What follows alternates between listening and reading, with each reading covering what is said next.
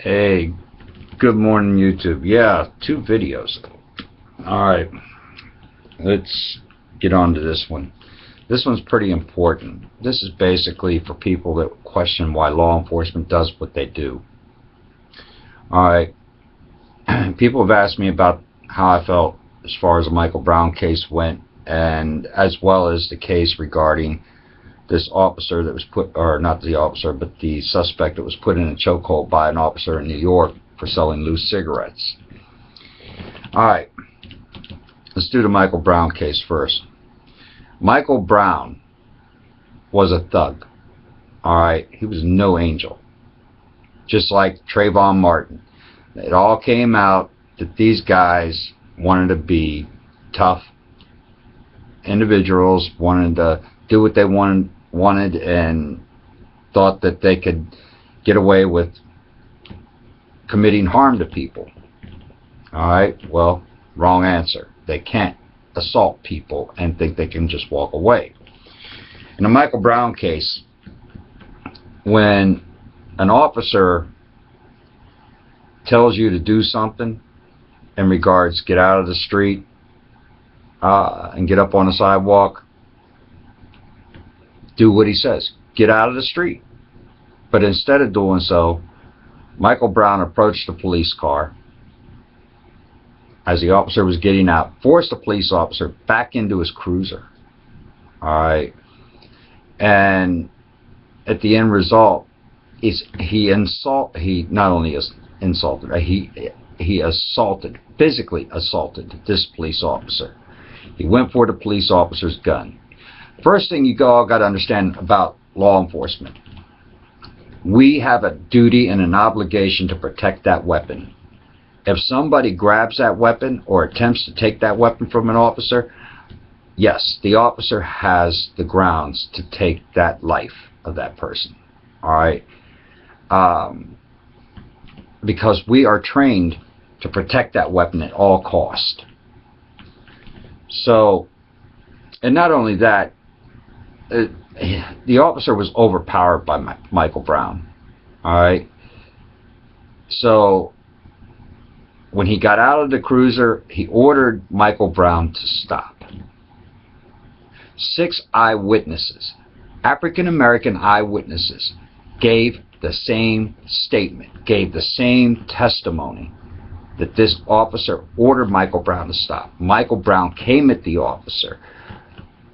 The officer ordered Michael Brown to stop repeatedly. Even while he fired on him, he ordered him to stop. Alright, Michael Brown persisted and attacked that officer, so the officer had no other choice but to take that man's life. Alright, Darren Wilson should not have resigned from the law enforcement agency. He should not have resigned as far as being a police officer, because first of all, I think he was every bit in the right. He did exactly what his training taught him to do. And he defended himself to the best of his abilities to keep the threat from getting any worse. Alright, because if he would have lost that gun, who's to say what would have happened from that point on? Alright. So, as far as the Michael Brown case is concerned, that's squashed. Alright, now, the case where the officer in New York put the suspect in a chokehold for loose leaf cigarettes. Are you kidding me? For loose cigarettes, give me a break. You don't put a suspect in a chokehold for selling loose cigarettes. That's a misdemeanor. Write him a ticket, whatever, but you don't put a suspect into a chokehold. Not unless your life is being threatened. Alright? And you have to show that your life is an imminent threat, an imminent danger where you're going to lose it before you put a suspect in a chokehold. Do I think that officer should have been indicted? Absolutely. I don't disagree with that. But I wasn't there. I don't know what led to the altercation. I don't know what led to this officer putting him in a chokehold.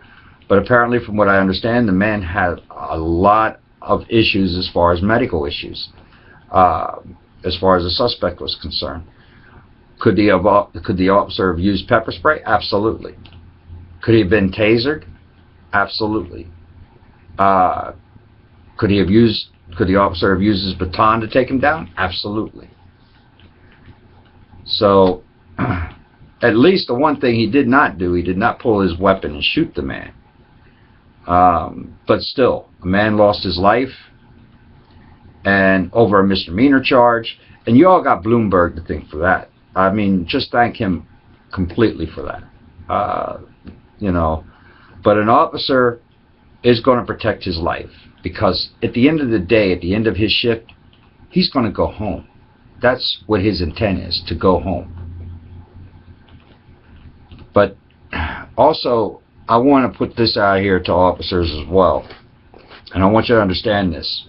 A lot of officers are getting the wrong kind of training today. They're getting trained as combat soldiers on the street. People, we are not combat soldiers. We were put out there to serve the public. We are public servants. They pay our salary. When we start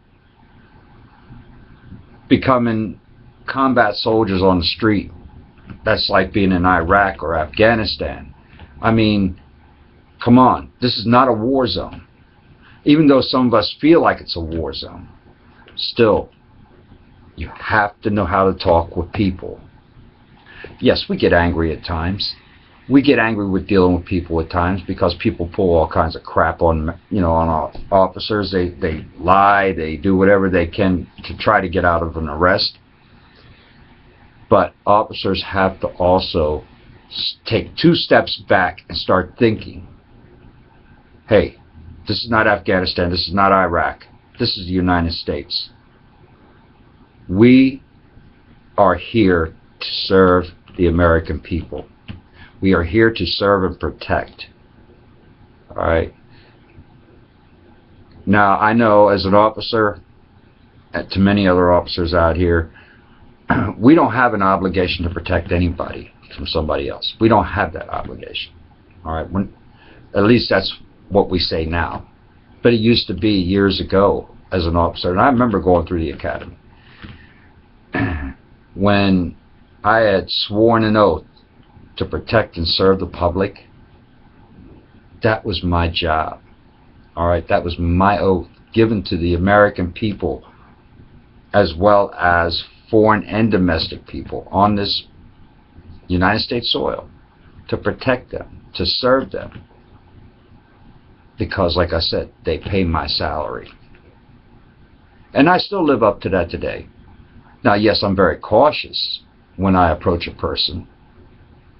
That's just natural for any officer. That's a natural instinct, to be cautious. But anyway, these are my viewpoints. People weigh in on this. Tell me if you think I'm right or wrong. And as far as the Black Panthers are concerned, as far as the Ku Klux Klan is concerned, these are gangbangers, okay? And these people need to stop inciting riots and stop inciting more problems than necessary. If you're going to have any kind of demonstrations, make sure they're all peaceful. Peaceful demonstrations don't lead to outcomes where people get hurt. All right? We don't need that shit out there. Until next time, you all be safe out there. All my brothers and sisters in the law enforcement agency, be safe out there. And remember, think first, all right, before acting. Because, like I said, without the American public, we wouldn't have a salary. Till then, be safe.